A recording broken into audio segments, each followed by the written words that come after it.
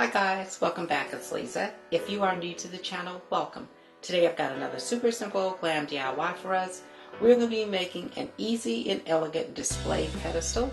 So what you're going to need, you will need some of this floral diamond wrap. This is from Efavormart. Efavormart is an online retailer of event decor, event lighting, event supplies, and so much more. I will have Efavormart's information along with my custom affiliate links in the description box below for you guys to check them out. Now from Dollar Tree you will need 2 of these glass plates, and you will need 2 of these glass taper candle holders.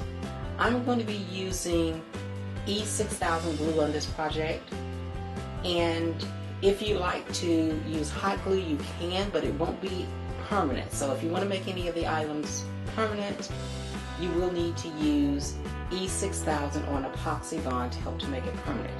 These are the items that we'll need in order to complete this beautiful project. Let's get started.